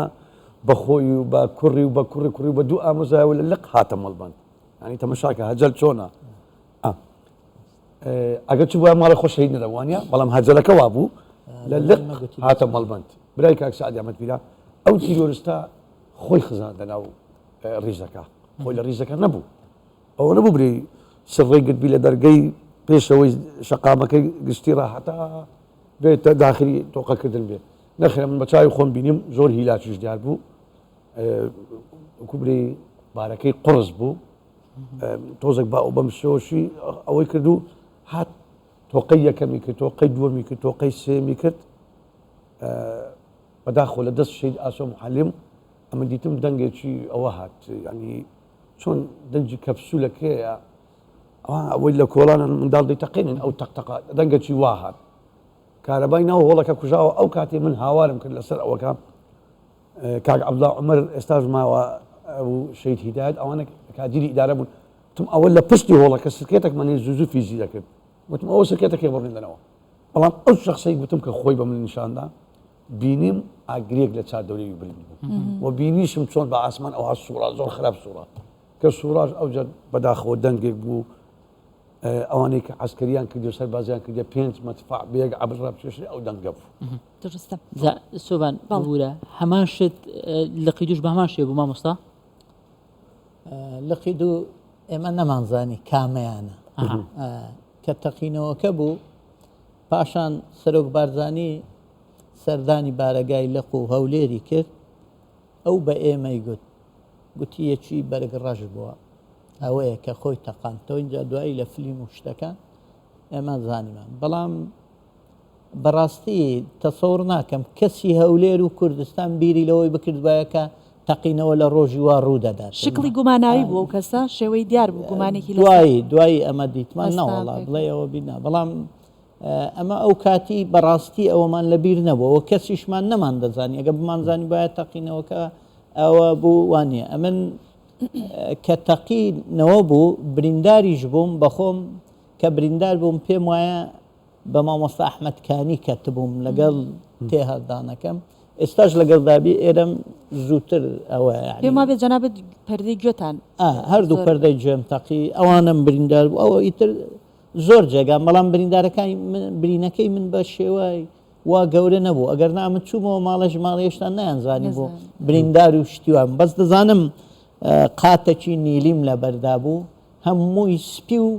سوور بوو وەختەیەک ئاوام کردووەم زانی مێشکم هاتە دەرێ بیرم لەوەی نەبەوە گوتم باشە مێشک بێت دەرێت چۆن قسەی دەکەم یان دەڕۆم ئەم کرد ئیتر تەماشا دەکەم هەموو لیباسەکەم لە خوێن و لە گۆشت و ئەوەیە چکە هەموو ئێماوە ڕاوەستا بووین ئێمە و 5-6 کەسەی هەیئەتی لێ ڕاوەستا بووین مامۆستا سەعد بوو مامۆستا شێخەڵا بوو یادیان بەخێر بێ لە دووی کاک بڵند بوو اینجا ئەمن و کاک کرمانج و کاک ساسان و برادران ڕاوەستا بوون لە دۆقەمان دەکرد لەگەڵ خەڵکی کە تەقیەوە ئیتر ئەوە بوو من لە بیرما کاک بڵند لە پێشە من ئەمن لە پێش کاک بڵند چوومە دەڕی خێزانی کاک بڵندی هات گوتی ئەدی بڵند گوتم بڵندیش هات لە دوامە ئیتر ئەو زیرانی کە زیرانی وامزانی هەینێ تەقینەوە دەست پێکردەوە جاری دووە بەڵامەوە بگورن ئەو کەوتە تیرۆریستەکان یەک جلی هاوشێوان یەک درگ هەردووچان قەمسەلیان ڕژ قەمیسیان سپی لە دەستیشیانە هەردووچیان لە دەستیان بوو لێرەی ئەوان تارک پەرستانە بەیەک درگ هاتبوویان بەیەک شێواز هاتبوون یەک جیاوازیە بوتەنە ئەو لە بارەگای بەس مەڵبەند کەم چەند چرکە ساتێ یان چەند 50 دقه بەو حکمی من کە بە برینداری ئێمان دەرباز کرد کاک ئەمین نەریمانیان هینای لامین بەداخەوە هەزار ڕۆح شادی بەڕێوەبەری پۆلیس بوو سوتا بوو بەتانی هینیان لە تەنیشتە منیاندانانە بۆی دەزانم کە یەک دقه بووە لە هەردووشیان لە 50 دقه بوو کاک باڵا باسی ئەوە بکەین کە ئەگەر لە ڕۆژێکی تایبەتە کارەساتێک ڕوئەدات ئیدی ئەو ڕۆژە ئەگەر هەرچەندە خۆش بێت لە ساڵان ئەگەر ساڵی بکرێت ساڵیات بکرێت و تر بەلای تۆ خۆش نابێت کاتێ جەژنی قوربان دێت یاخود یەکی شوبات دێت بۆ هەردووکتان هەمان پرسیارم هەیە بێگومان دواتر کاکەدیش وەڵامم باتەوە چه هەستێکتان لەلا دروستە بێت جیاوازترە هەستەکەی ئێوە لە خەڵکی تر واللهی لە لای ما جژنی قوربان ڕۆژێکی زۆر ئەتیادیە بۆکو جێژن ئەمە نایبینین یعنی ڕۆژێکی زۆر ناخۆشە ڕۆژێکی شومە لە کنێمە یەکی شوباتان تایبەتی ینی چونکە ئێستا ئەمڕۆیەکی شوباتە نەکەوتوتە ناو جەژن مەبەستمان لە ڕێکەوتەکەی ئەو ڕێکەوتە ئێوە لەم ڕۆژەدا ساڵانە دەڕۆن بۆ سەرگۆڕی باوکتان یان دەڕۆن بۆ مۆنۆمنت بۆ ئامادەبوو لە مەراسیمەکان عادەتەن هەموو ساڵک دەڕۆین بۆ مەراسیم لە پارکی سامی عەبدوڕەحمان لە مۆنیمنتەکە پاشان دەڕۆین لە بۆ سەرقەبران لە گوندی گەزنە بابم لەوێ نێژرایە ئێوە چەند منداڵ بوون کاک باڵا ئەمە 5 خوشک و بەتەنێما من بچووکترین یان ناوەنجی بەس خوشکەکەم لە من گەورەتر بوو ئەوانە دیکە هەمووی گچکە بوون بچووکتر ینی تۆ 12 ساڵ بووی کوڕە گەورەکە بووی ئەوانی تر ڕەنگە هەر لە خەیاڵیشان نەما بێ وەکو یادەوەری بەشێک لە بچووکەکان وایە لە خەیاڵیان نیە باشە هەستی تۆ بۆ ئەو کاتە ڕەنگە گەڕانەوە بۆ ئەو هەستە زۆر ناخۆش بێ بەڵام بۆی هەندێک جار بینەر هەست بەو ئازارە بکە لەوە تێبگە کە چ ڕۆژێکی سەخت بەسەر داهاتوە بەشێک ئێستا ڕەنگە لە بینەرانمان لە دایکبووی ساڵی 2004 و 5 بن کە ئێستا ئەمان نیشتەمانیا بۆ 19 ساڵ و بۆ 20 ساڵی بی ئەو کات هەر لە دایک نەبوو بن تۆ وەکو منداڵێک ئەو ڕۆژە لەگەڵ باوکت بووی هاتووی بەدڵێکی خۆت جەژنانەیە جلکەکی جوان ڕێک و پێکت لەبەر کردووە بە خەیاڵی ئەوەی پاشان لەگەڵ باوکت بگەڕەوەی سەردانی خزم و کەسام بکەیت بەڵام تۆ بەتەنیا مایە بۆ ئەو ڕۆژە هەستی تۆ ڕۆژە نامە ینی بتگەڕێنەوە بۆ تۆ بریندارکەم ڕۆژ بوو قەرار بوو ئەمە پاشی مەراسیمی جەژنە پیرۆزە بڕۆینەوە لە بۆ گوندی گەزنە هەموو ساڵێک وەکو نەریتێک دەچینەوە دەر وعدی بە مندا بڕۆین لە بۆ گەزنە بەداخەوە بە ناخۆشی چوین یعنی وەکو خۆشی نەڕۆیشتن وەکو هەموو ساڵێک بۆ ناشتن ڕۆیشتن بە تازیە بەڵێ کاکێدی جەنابەتی بۆ تۆش هەمان ڕۆژ کاک باڵا باسی کرد هەم جەژنی قوربان هەم ڕێکەوتێکی شوبات هەردووکی بەڕاستی بەلای ئێمەوە ڕۆژێکی ناخۆشە یعنی ئەگەر بە دەست ئێمە بێت هەر ئەو جەژنە تێپەڕی وەکو سۆم بڵێ بیسڕینەوە لە جەژنەکە زیاتر لەلایانی ئاینەکەی نیە بەڵام بۆ ئێمە وەکو خانەوادەی شەهیدان جەژنی قوربان وەکوەیە هەر تەمەنا دەکەن هەر زۆر بە خێرایی تەواو ببێ یەکی شوباتیش نازانم زۆربەی ساڵەکان زۆر سەیرە هەر جەوێکی پەڵە هەوری ڕەش و باران ئاوی هەر ڕۆژەکە بخۆی زۆربەی ساڵەکان ئەو ساسات ئەو ڕۆژە شەروا بوو. ئاخر یادگاری چی بوو لە باوکت کە لە بیرت بێ پێی وتبێتی ئاخر قسەی کە دەرچوو؟ ئاخر یادگاری هەر پێکەوە نوێژی جەژنمان کرد بەڵێ و ئەو جەژنە جیاواز بوو منیش دەمەوێت چیرۆکێک باز بکەم وەکو ئەم برابەرزانش باسییان کرد نەریتی باوکم هەروە بوو سەردانی باوکی دەکرد. باپیرم کە دەکا ئۆسمان هاالۆ نازناویانە ئەو جەژنە جیاواز لە هەموو جارێک خۆی هاتە ماڵمان خۆی هات بڵێ خۆی هاتووەکەوەی بڵێ خواحافیزی کرده بێ و ئەو ڕۆژەش کە دەرچوون بە سیارە خۆی دەرنەچوو پێکەوە لەگەڵ شەی شەوکەت گوتی با بە یەک سیارە بڕوین هەتا دایکم باسی دەکەین دەڵێ گوتیان ئەگەر شتێکیشمان لێ هەت با پێکەوە لێمان بە یەک سیارە چونکە ئەو کەسانی بابلین کە لەگەڵ باوکم بوون ئەو ڕۆژە کەسیان لەگەڵ نەبوو بۆ خۆی لەگەڵ ئۆتۆمبیلەکەی شەید شەکەشی خەزین پێکەوە چوون. بەڵام دەمەوێت باسیەوەش بکەم ینی ئێمە ڕاستە باوکمان لە دەستدا بەڵام ڕۆلی گەورەی دایکمان لەبیر نەکەین. زۆر سپاس ئێمە چوار برا چوار خوشکین بەڕاستی ینی بچووکەکەمان کە خوشکێکی 5 ساڵانم هەیە ئەو لە هەمومان بچووکترە گەورەکەشمان 20 ساڵ بوو ئەو کاتە ئەرکێکی زۆر سەختە بۆ ئافرەتێکی تازە تەمەەن 40 ساڵ هەشت منداڵ پەروەردە بکات و بەخیر بکات و سپاس بخوا و شانازیەمان پێبڕا کە هەمومان خوێندنمان تەواو کرد هەمومان ئێستا لە سەرکار و وەزیفەی خۆمانین ئەوەش فەراغی بێ باوکەکەی بۆ پڕکردینەوە بەڕاستی من هەمیشە خۆم بە قەرزاری دایکم دەزانم و سۆڤان بەر لەوەی دەمەوێت شتێک بە کاک باڵا بڵێن بەڵام تۆ شعرەکەت ئامادە کردووە بڵێ لە خوێنەوەی شعری ماشەڵڵا زۆر باش لە خزمەتام ئێستا ئەگەر دەرفەت هەبێت و ژووری کۆنتترۆل ئیزنی ئەوەمان بن زۆر باشە بە پێکە ئەو بەڕێکە منش هەستم کرد بستم کاتی ئەوە نەبوو بپرسم ئاداردا بەڕێکە وایە کاکە کاروانگیان تۆ ئامادەی باش.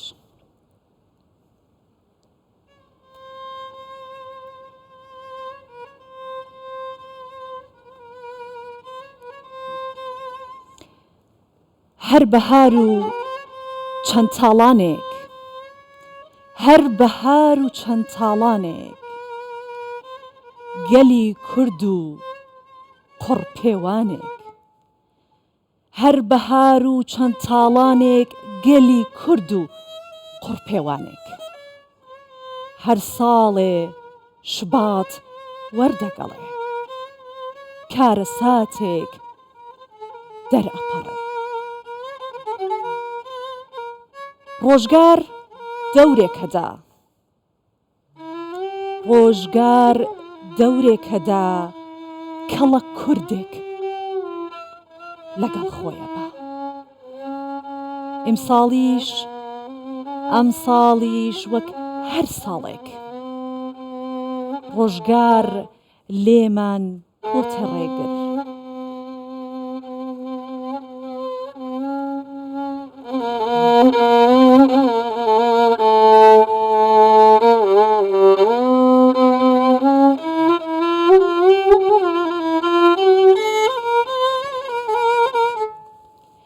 ئەم ساڵیش وەک هەر ساڵێکی تر ڕۆژگار لێمان بۆتە ڕێگر کۆستێکی خستە ڕێگەمان ڕەشپۆش کرد خاکی کوردان بە هیوا بووین شوبات بمێنێ بە هیوا بووین شوبات بمێنێ شینێ نەکا مام هەژاریش بەرەوادار بەڕێ بکە بە هیوا بووین شوبات بمێنێ شینێ نەکا مام هەژاریش بەرەوادار بەڕێ بکە بەڵام ئاخێک و سەد داخە ئەم ساڵ شاعیر بەرەو باخە قەرار بوو بێت لەگەڵمانە بۆ یادی ئەم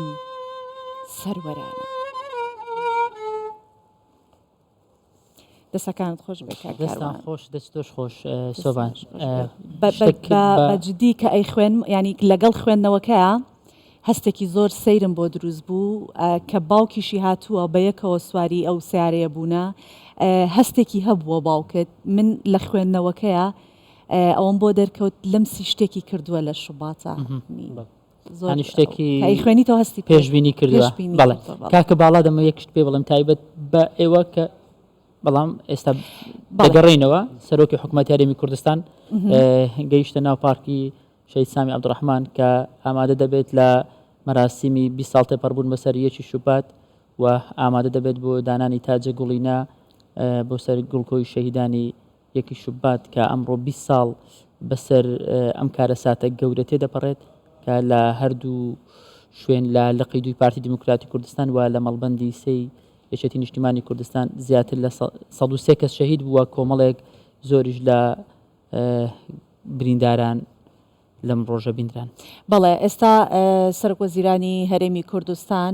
لەگەڵ بەرپرسانی حکومی و حیزبی ئامادەیە لە پارکی سامی عەبدوڕەحمان و هەروەها خانەوادەی شەهیدانیش لەوێ ئامادەن دایکی شەهیدان کوڕی شەهیدان و کچی شەهیدان خانەوادەی شەهیدان هەموو لەوێ ئامادەن با ڕێوڕسمێکی تایبەت تاجە گوڵینە لەسەر مۆنۆمنتی شەهیدانی یەکی شوباتی ساڵی 2004 دادەنرێت کە ناوی تەواوی ئەو شەهیدانە لە ناو ئەو مۆنۆمنتەیە دانراوە وەک دەیبینین لە وێنەکان دیارە سەرۆکوەزیرانی هەرێمی کوردستان لە نێوان خانەوادەی شەهیدان دانیشتووە ئەم یادە ساڵانە بەرز ڕادەگیرێت بە دانانی تاجە گوڵینە لەسەر مۆنۆمنتی شەهیدەکان و بەرزڕاگررتنی ئەم یادە بۆ ئەو مەبەستەیە کە ئەم کارەساتە هیچ کات لە یاد ناکرێت و بۆ خودی بەڕێزیان لە ناو کەسوکاری شەهیدان ئامادەن و دانیشتون لەگەڵیانە بۆ دانانی ئەو تاجە گوڵینەیە و هەروەها بۆ ئەوەی کە هاوخەمی خۆیان دەرببڕن بێگومان دەبینین کە خانەوادەی شەهیدان هەمویان پێکەوە ئامادە ڕێژ نەبوودا یادی مەرگە ساتێکی ناخەژێن دەکەینەوە کە تێیدا دەستی تیرۆر و غەدر بە پیلانێکی هەڵێنجراو لە عەقڵێکی پوچی جاهیلەوە گەیشتە گوڵشەنی ڕازاوەی هەولێری پایتەختی نیشتیمانی هەمومان و دەیان ئازیزی لێ شەهید و بریندار کردین. لە کاتێکدا کچان و کوڕانی شەکرە شاری کوردان سەرقاڵی جەژنە پیرۆزە و گەردن ئازادی بوون و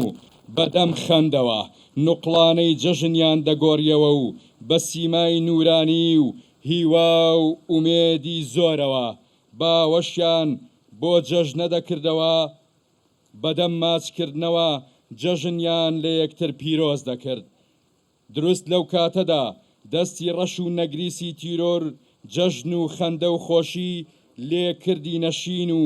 بەداخەوە لە بارەگای لقی دوی پارتی دیموکراتی کوردستان و مەڵبەندی سێ یەکێتی نیشتیمانی کوردستاندا بەهۆی دووکردەوەی تیرۆرستی پۆلێک سەرکردە و کادر و هاو نیشتیمانیمان لەدەستدا. ئەمڕۆ لە مەراسیمێکی ماتەم ئامێزدا لە حەزور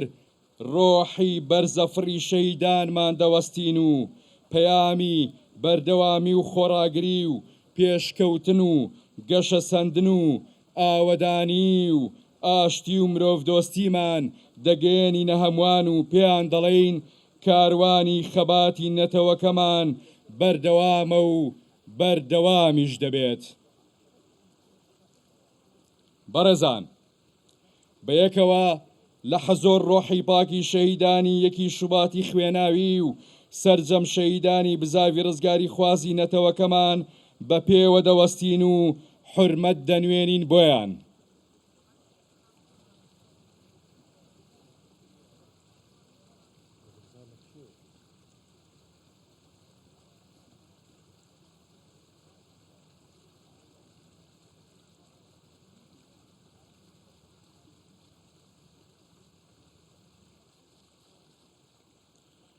سەربەرزی بۆ شەهیدانمان.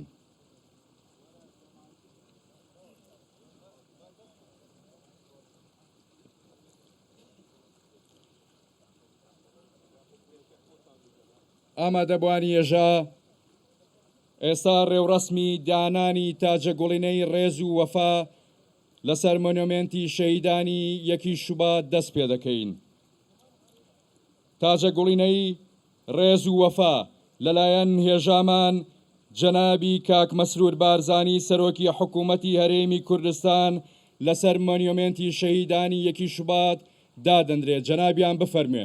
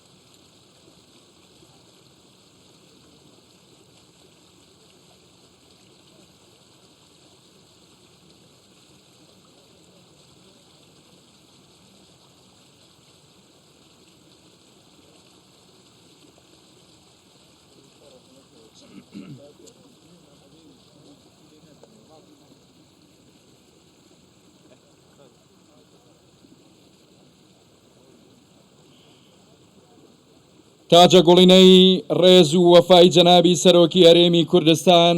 لەلایەن نوێنەری جەنابیانەوە دادەنرێ. بەڕێزیان با بفەرمێ.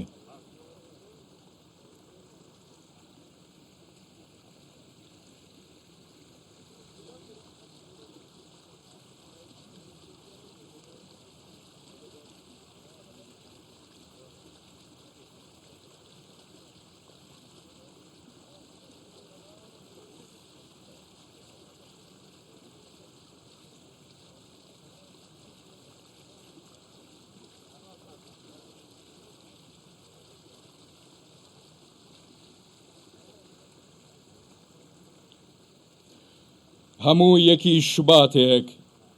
پۆلێک هەڵۆی باڵ سپی تەوێڵ زەرد بەسەر ئاسمانی شاردا باڵ لێک دەدەن هەموو یەکی شوباتێک زامێکی بە سوێمان دەکولێتەوە و شار بەرگی ڕەش دەپۆشێ و نیشتیمان یادی ستەمێکی تری جاهیلەکان دەکاتەوە هەموو یەکی شوباتێک ئازاری برینی لە دەستدانی ئازیزانمان ئاوێتەی خەمی قۆڵی نیشتیمان دەکەین شوبات چیرۆکی دەستەڕەشەکانی تیرۆر دەجێڕێتەوە قەسیدەی برینێکە لە چاڵدێرانەوە خوێنی لێدەتکێ بەسەرهاتی غەدرێکە لە لۆزانەوە فرمێسکی لێدەڕژێ لەوەتەی هەین هەر برین بە برین ساڕێژ دەکەین و هەر شین بە شیوەنژیر دەکەینەوە لەوەتەی هەین هەر ئەنفالمان دەکەن و قڕمان دەکەن و پلانی کۆمەڵکوژیمان دادەڕێژن لەوەتەی هەین برادرۆزنەکانمان هەر جارە و لە بەرگی گورگێک دەردەکەون جارێک ڕەش و جارێک سپی پەلاماری گۆشەیەکی دڵمان دەدەن و ئازیزێکمان لێدەستێنن هێشتا خەنجەری غەدری گەلە کۆمەکیمان خوێنی لێوەشک نەببوو بارزانیان لێ ئەنفال کردین هێشتا تاوڵی تازیەی بارزانمان نەپێچابەوە گەرمیانیان ڕاپێچی نوگرە سەلمان و عەرعەر کرد هێشتا سوێی گەرمیان ئارام نەببوو هەڵەبجەیان لێ خنکاندین بالیسان و شێخوەسانیان لێ سووتاندین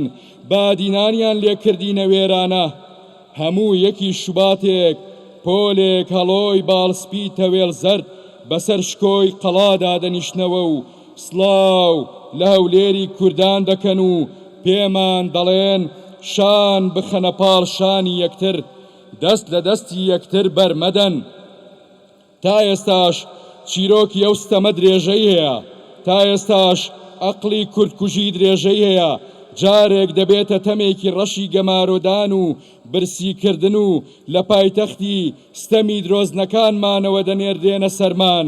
جارێکیش دەبێتە موشەکی منداڵکوژ و لەودی و سنوورەوە بە دنیایەک بوختانەوە دادەبارێتە سەرمان جارێکیش دەبێتە پیلانێکی غەدر و لە هەر چوار لاوە دژی نیشتیمانمان دەچندرێ ئارام بنون هەڵۆ بەرزەفڕەکانی نیشتیمان هەر بە پێوەین وەک ئەو کاتەی جێتان هێشتین پایتەختەکەتان بەوی قارەوە لە ناو دڵی نیشتیماندا وەستاوە و چیرۆکی خۆراگری و ئیرادە و ئاوەدانی و خۆن نەچەماندن دەنووسێتەوە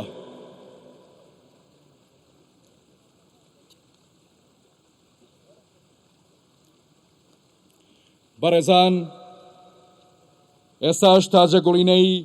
مەکتەبی سیاسی پارتی دیموکراتی کوردستان و یەکێتی نیشتیمانی کوردستان لەلایەن بەڕێزان سەربەست لەزگین و سعدی پیرە دادەنرێ بەڕێزیان با بفەرمونون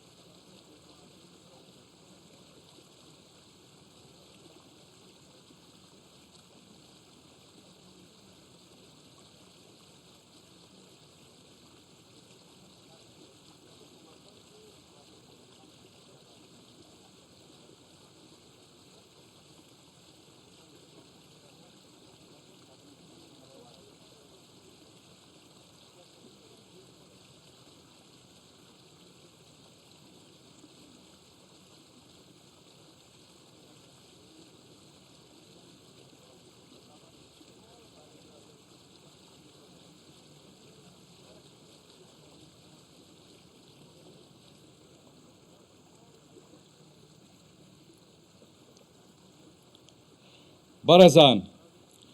لە یەکی شوبات و لەو کاتەی کە سەرقاڵی پیرۆزکردنی جەژنی قوربانی پیرۆز بووین لە هەردوو بارەگای لقی دوی پارتی دیموکراتی کوردستان و مەڵبەندی سێ یەکێتی نیشتیمانی کوردستان تیرۆرستان دەستی چەپەڵیان گەیشت و کۆمەڵەیەک سەرکردە و کادر و هاونیشتیمانیان لێ شەهید و بریندار کردین. ئێستا تاجە گوڵینەی لقی دوی پارتی دیموکراتی کوردستان و مەڵبەندی سێی یەکێتی نیشتیمانی کوردستان و پارێزگای هەولێر لەلایەن بەڕێزان بڵند ئیسماعیل بەرپرسی لقی دوو دکتۆر مەجید بەرپرسی مەڵبەندی سێ و ئومێد خۆشناو پارێزگاری هەولێر دادەندرێن بەڕێزیان با بفەرمونون.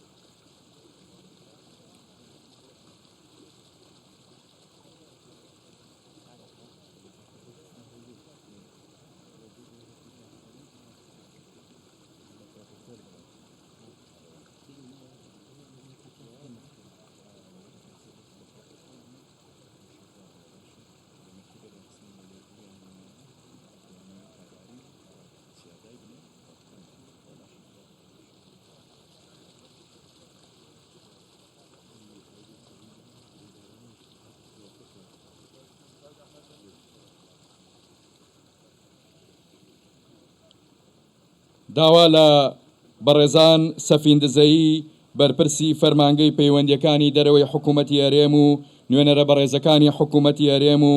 دیپلۆماتکارە بەڕێزەکان دەکەین بفەرمونون بۆ دانانی تاجە گوڵینەی ڕێز و وەفا لەسەر مێنومێنتی شەهیدانی یەکی شوبات.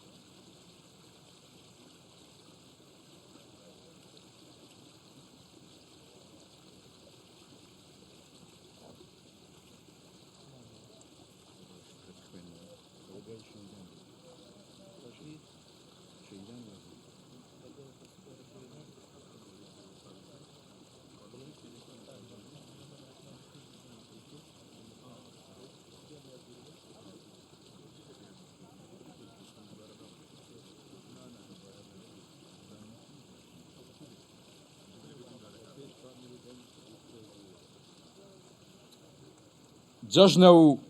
هاتووم لە نێو خانوە قوڕەکانی تەیراوە و تەعجیل و سێتاقانەوە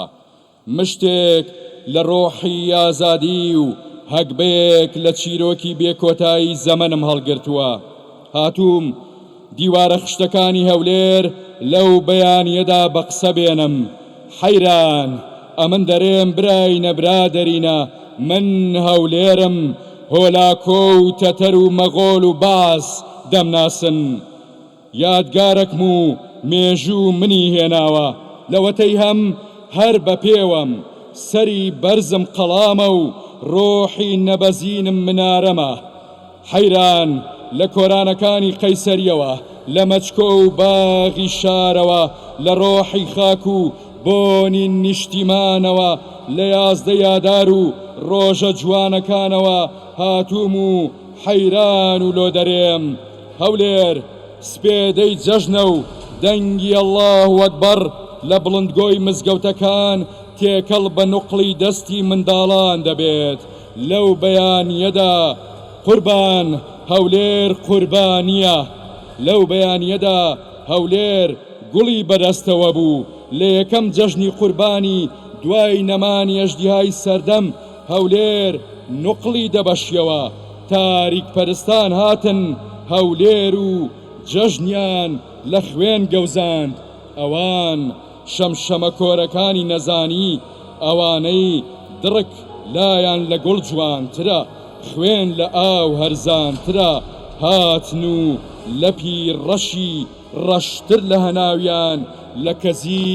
و بەرۆکی هەولێر گیر کرد هاتن دیوارەکانی قەراتیان لە خوێن سوور کرد جەژنە و هەولێر لە خاج دەدرێ تەبەت یەدا ئێوە چ مەرگێکن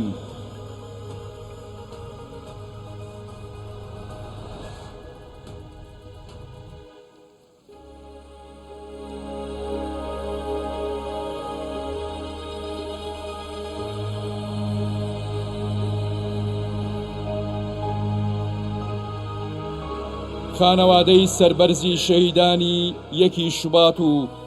خانەوادەی شەهیدان پێشڕە و دزەیی و ژینەوە پێشڕە و دزەیی و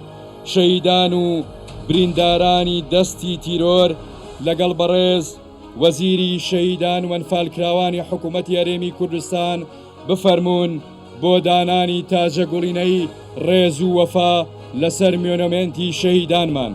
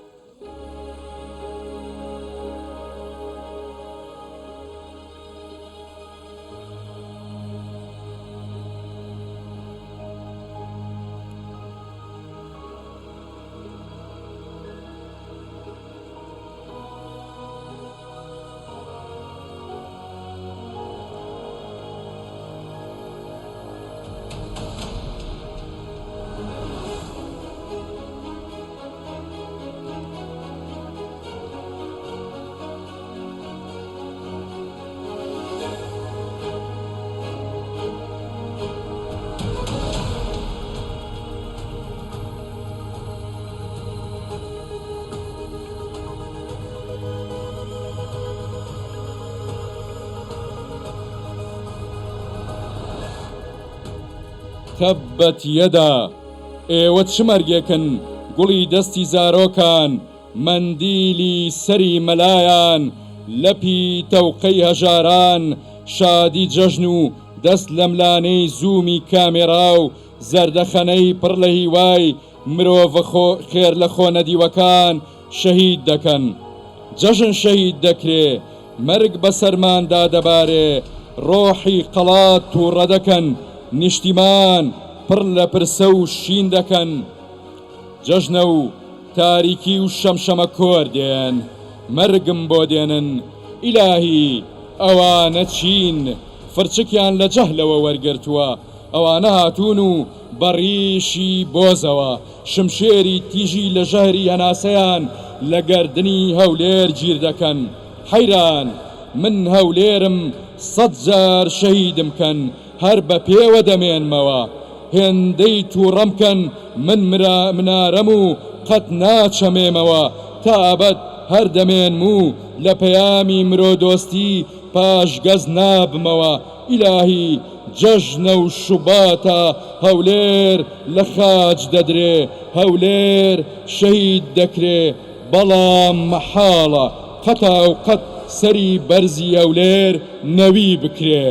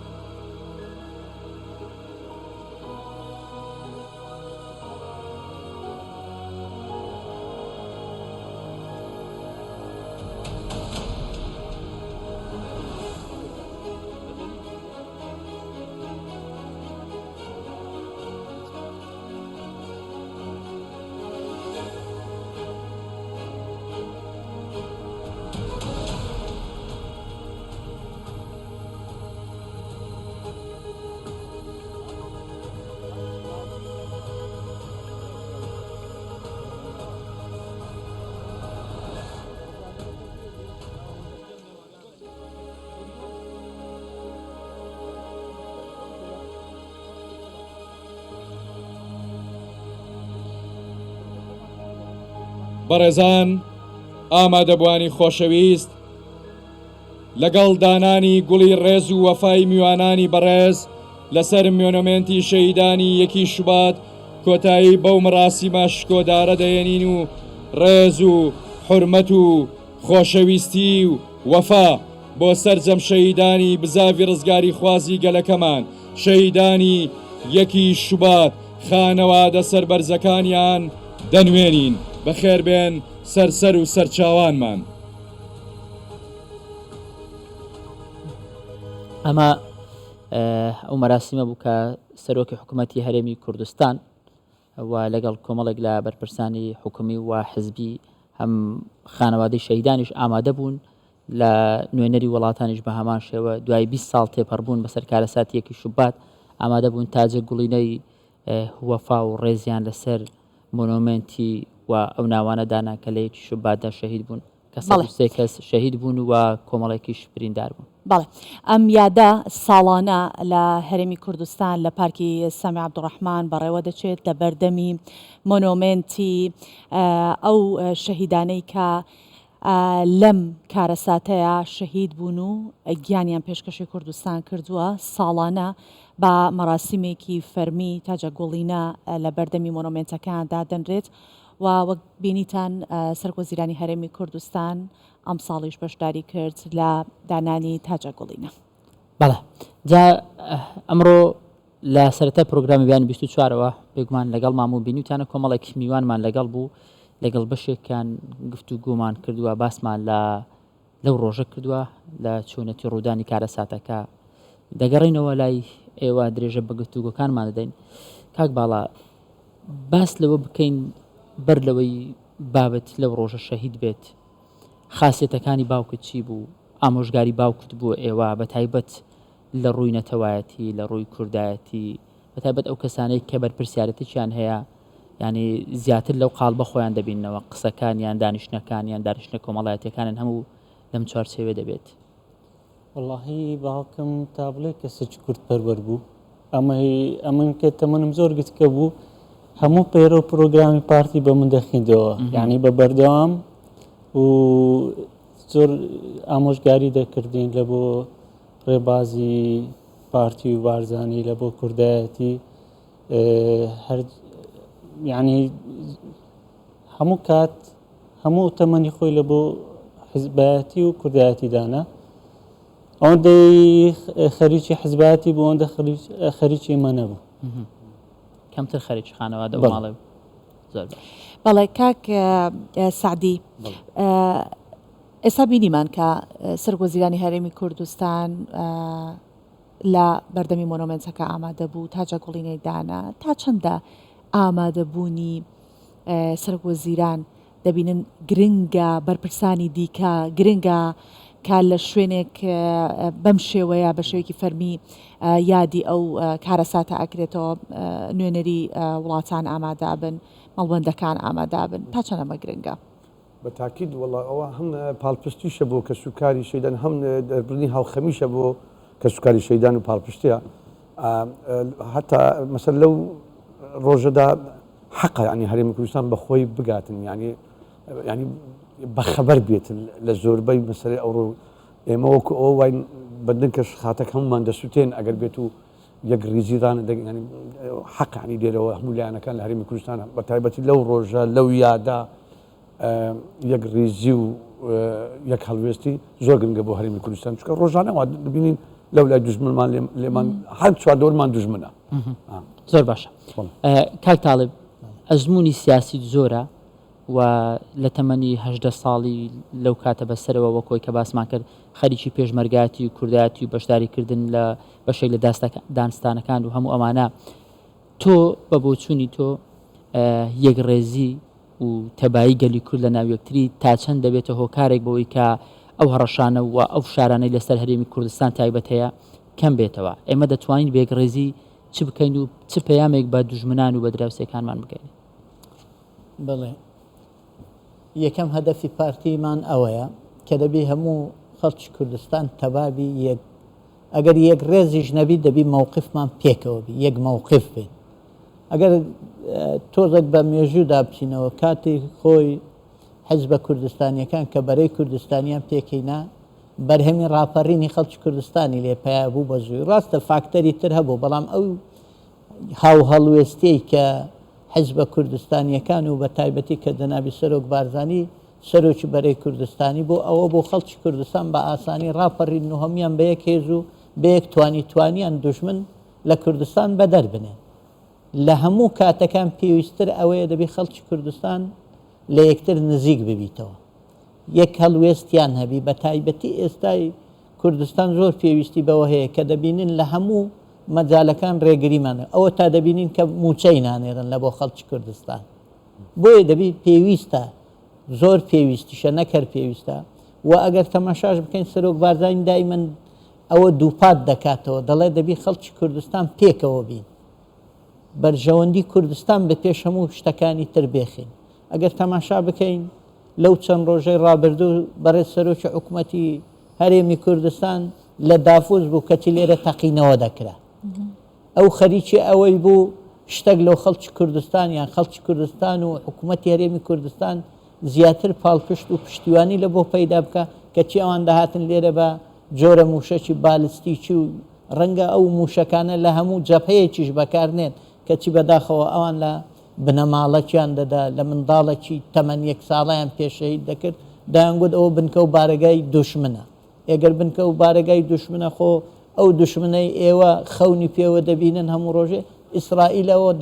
دەوڵەتە سەربەخۆیە و جێگا و جغرافیای معلومە یعنی بۆ دێن لە هەرێمی کوردستان بۆیە باشترین دەرمان وەک دەڵێن ئەوەیە کە خەڵکی کوردستان پێکەوە بوەستی لە بەرامبەر دوشمنەکان پێکەوە بوەستین لە بەرامبەر نەهامەتی و ناخۆشیەکانی خۆمان زۆر مهمە زۆریش پێویستە دەبی واژ بکەین بەڵێ جەنابتان ئاماژەتان بۆ کرد هاو هەڵوێستی لەگەڵ یەکە بۆ تێپەڕاندنی قەیرانەکان بۆ باشترکردنی گوزەرانی خەڵک هەمیشە کورد یەکدەنگ بێت قسەیەکی خۆمان هەیە کوردەوارێ لە برا لە پشت برا بێ مەگەر قەزا لای خوا بێ تا ئێمە ئەو هەنگاوانە نەنین بێگومان هەمیشە بۆ دوژمن هەلە کە بقۆزرێتەوە بابگەڕینەوە ناو یادەوەریەکانی یەکی شوبات کاکێدی زۆر یادەوەری هەیە لە لای جەناب بە پێی نزیکیت لە باوکت لە یەکێک لە باسەکانە باسی ئەوە کات یاخود باسی ئەوە ئەکرێت کە باوکتان سەردانی لەگەڵ شەید شەوکەتە سەردانی چاکسازی گەورانیان کردووە چی بوو ئەو چاکسات چوونە ئەوێ چی بکەن دواتر بابەتەکە چۆن بوو چی ڕوویدا خۆی تقریبان 2 هەفتەیەک پێشەوەی کارەساتێکی شوبات ڕوو بدات باوکم شەید مەحموودتاالۆ لەگەڵ شەید شەوکەت شێخەزین سەردانی چەند شوێنێکیان دەکرد بۆ ئەوەی کێشە و پێویداویستەکانیان جێبەجێ بکەن یەک لەوانە بەشە ناخۆی قوتابیانی زانکۆ بوو کە دواتر سەردانی چاکسازی گەورانیان کردووە لەوێ دیارە کۆمەڵێک کێشە و گرفتیان هەبووە بۆیان چارەسەرکردن و بۆ نەیهاتنی جەژنیشەوە لێبوردنێک دەرکراوە بۆ کۆمەڵێک لەو زیندانیان نەوکات ئیتر کە ئازاد دەبن و دەردەچن لە زیندان تراژیداکە لێرەدایە کە ئەوان ویستویانە لە ڕۆژی جەژن سەردانیان بکەن و سوپاسیان بکەن و لەو خۆشیە پێکەوە بەشدار بن بەداخەوە لەوێ شەهید و بریندار دەبن لەو ئەوانی شەهید دەبن بۆ دەستخۆشی ڕۆشتون بۆ لای شەوکەت و بە لێبوردنی گشتی کەوت بوون بە بۆ نەیجەژنەوە بەداخەوە لەوێ بریندار و شەهید بوونەوە یەک لەو چیرۆکات تراژیدانەیە کە بەڕاستی زۆر جێگای داخە باش زۆر زار کاک هێدی کەسایەتێک لە بنەماڵەیەک خەریکی کوردایەتیە خەریکی سیاسەتە بەو شێوازەی کە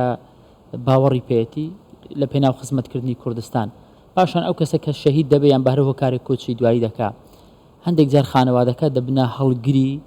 هەمان ئەو ڕێباس و ئەو بیر و ئەو هزرەی ئەم کەسە هەیبووە ئێوە وەکو بنەماڵەی شەهید کەستان خەریکی ئەم بابەتەن یان هەمووتان خەریکی زانستن یان گەڕاونەتەوە بۆ ناو سیاست چۆن طبیعی هەر بنەماڵەکەمان بنەماڵەیەکی کورتپەروەر و هەموو کاتێک لە خزمەتی خەبات و گرنگ نییە ئەوەی کورتپەروەری هەمویان هەر سیاسی بێ هەمووان هەر کورتپەروەری هەمووی با بڵێن خزمەتە بۆ ئەم وڵاتە لە ڕووی سیاسیەوە بیکە لە ڕووی داریەوە یان هەشێگر بەڵێ ئێمەش بەردامین لەو خەباتە لە بنەماڵەکەمان خەڵک هێشتا ینی هەرمامم سەگوانالۆ کە ئەندامی سەرکردایەتی پارتی دیموکراتی کوردستانە ئەو بەردەوامە هەروەها خۆشمان وەکو لانی ئیداری خاوەن وەزیفەین بە شێوەیەکی گشتی هەر درێژە پێدەری ئەو ڕێبازە بووینە هەر درێژە پێدەری ئەو خەباتە بووینە چونکە بەڕاستی پەروەردە کراین لەسەر کوردایەتی ئاشنا بووین بە کوردایەتی هەتا ناوەکانیشمانیانی هەمووی کوردیە کە هەڵگری ئەو بیرۆ باوەرە کوردانە بووە ئێمەش ئێستاش هەر بەو منهەجە ڕۆیشتوین هێدی شاعیر وەرگیراوە بەڵێ مە چوار براین هێمن هەژار هێدی هەڵمەت هەر چواریان لە ناوی شاعرانی کورد وەرگیراوە ئاشناتیەکی زۆری بۆ دروستکردین لەگەڵ کتێب لەگەڵ خوێندنەوە لەگەڵ کوردایەتی لەگەڵ کەسێکی ماندوونە ناز بووە دوای دەوامیش کو دەبوونەوە لە شوێنێک لەگەڵ شەی شەوکەت شێخەزین کە هەر کاروباری دەوامیان بەڕێ دەکرد کۆمەڵێک دەستپاکی کۆمەڵێک شتیوا کە بۆتە منهەج و بەرنامە بۆ ئێمە ئێستاش بەردەوامی لەسەری و پێی سەربەرزین تەمان درێژی بۆ ئێوە و بۆ تەواوی خانەوادەی ئەو شەهیدانێکە لە ڕێگەی کوردایەتی گیانی خۆیان پێشکەشی کوردستان کرد بۆ سەربەرزی کوردستان بێگومان ئەوەی زۆر گرنگە لەم ڕووداوە شتێکمان بیر دێتەوە سۆڤان مامۆستا تاالب ینی دوای 2004 ینی تازە یەکێتی نیشتیمانی کوردستان گەڕابەوە هەولێر لە مەڵبەندستی بەکارەکانی کردبوو ئاشتەوایەکی زۆر لە نێوان حزبە کوردیەکان بڵاو بووبەوە ئەمە بوو بۆ هۆکارێک و هەوێنێک لەوەی کە کوردستان جارێکی دیکە لە ڕووی ئابووری و لە ڕووی نەتەوایەتی ینی لە ڕووی سیاسی لە ڕووی ئیداری لە هەموو ئەوانە خەریک بوو پێی خۆی دەکرد دژمنان جارێکی دیکە هاتن لەم ڕێگەیەوە ویسیان کەلێنێکی گەورە لە کوردستان دروست بکەن دروستبوونەوە و دووبارە بوونەوەی ئەم کارە ساتە چه پەیامێکی تێدای بۆ کوردستانیان ئایا ئێمە دەبێت تاکەی چاوەڕێ بکەین هەر هێرشمان بکرێتە سەر خۆی تا ئەو کاتێک کە دژمنەکانی کوردستان یان ئەو خەڵکە تاریک پەرستانە لە ناوچەکەی هەبن ئێمە دەبی چاوەڕێی ئەوە بکەین کە مەشاکلمان لە بۆ دروست دەبێت شەرت نییە تەقینەوە وابێ باشترین حەل ئەوەیە ئەمە لە بۆ خۆمان لە یەکتر نزیک بینەوە دیفاع لە حکوومەتی خۆمان بکەین چکە ئێستا هەرێمی کوردستان حکوومەتی هەیە حکوومەتی خۆمان پشتیوانی لێ بکەین ئەویش دەتوانی باشترین خزمەت پێشکەشی هاوڵاتیانی خۆی بکە ئەوە وەڵامدانەوەی لە بۆ هەمویان مەسەلەن کە ئەگەرنا هەر جارێک و دوو سێ نییە بڵین وەڵاهی لەو کارە ساتەی وازمان لێنن دووبارە دەکەنەوە پێشتریش باسم کرد هەرچەندە تەجروبەیەکی فەشەلە یعنی ناتوانن ڕێ لە ملەتێک بگرن ئەو ملەتە کە داوای مافی خۆی دەکات کە ملەتی کورد تاکە ملەتە لە ناوچەکە فاکتەری ئاشتی و پێکەوە ژیانە ئەگەر تەماشا بکەین کە ملەتانی ترلیان لە قەومێ دێنە هەرێمی کوردستان لە هەرێمی کوردستان بە باشی دەژین و ئیسراعات دەکەن و دەتوانن ژیانی خۆیان بەرەو ئەمان دەکەن. کاک سعدی هەر بە درێژە پێدانی قسەکانی کاک تاالب دروستە دەبینین هەر کاتێک کوردستان بەرەو پێشەوە چووە لە دەوروبەر بەک بڵێ جێبە خۆیان ناگرن. ئەم جارەش بینیمان کە لە هەرێمی کوردستان نزیکەی هەفتەیەک دە ڕۆژ لەمەوبەر بوو کە ئەو کارە ساتە گەورەیە ڕوویدا وڵاتانی جیهانی هێنایە دەنگ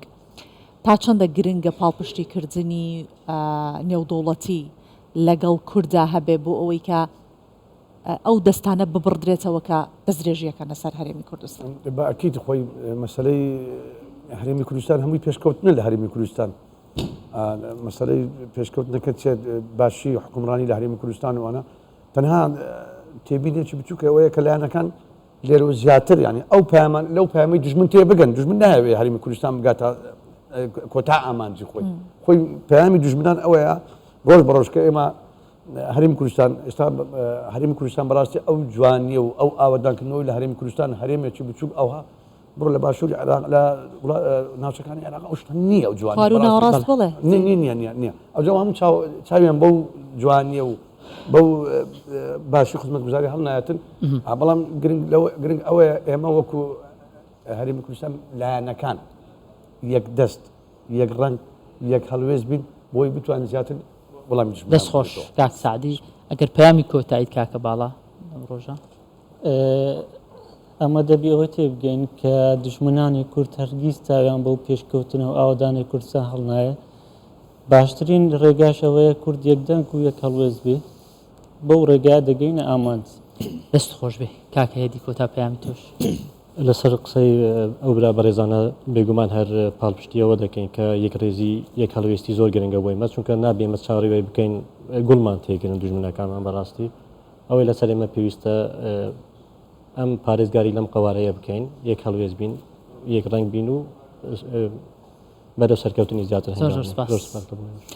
بەڵێ سپاستانەکەین ئەم بەیانێ لەگەڵمان بوون دەمانەوێت کۆتایی بە پرۆگرامەکەمان بهێنین هەرێرە دەستخۆشی لە ئێوەکەین ئێوە تەمەند درێژ بن لەش ساغ بن ئێوە جێگرەوەی باوکتان بن هەروەکەوان چۆن خەباتیان کردووە و سەری ڕێز و نەوازش جارێکی دیکە بۆ شەیدانی